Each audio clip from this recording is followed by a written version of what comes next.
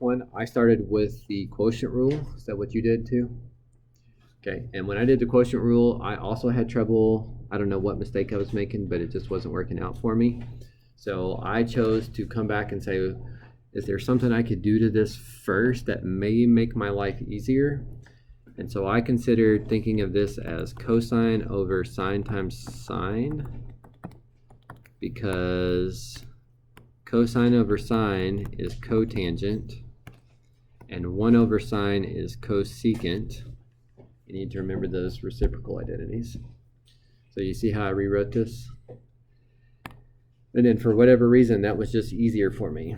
Now, like the last question you guys asked about, this is still product rule, because it's something times something.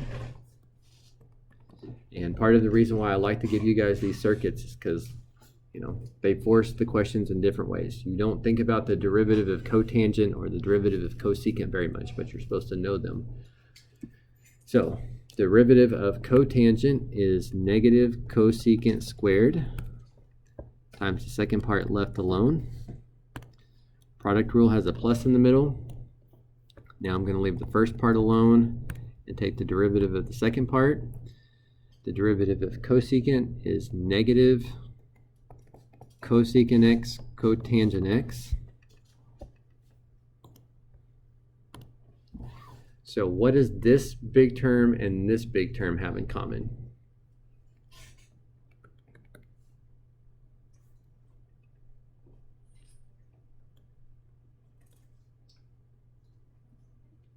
Okay, they both have a cosecant, and they also both have what else?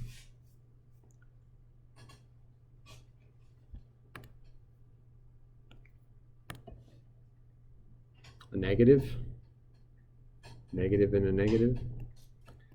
So if you factor out a cosecant, a negative cosecant, that's going to leave behind cosecant squared plus cotangent squared. And I believe that should be the box a couple places up.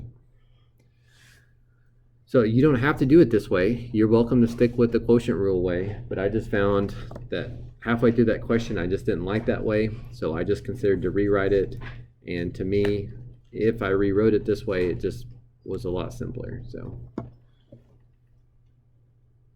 but you do have some options. Okay, anything specific about 7 before I take it away?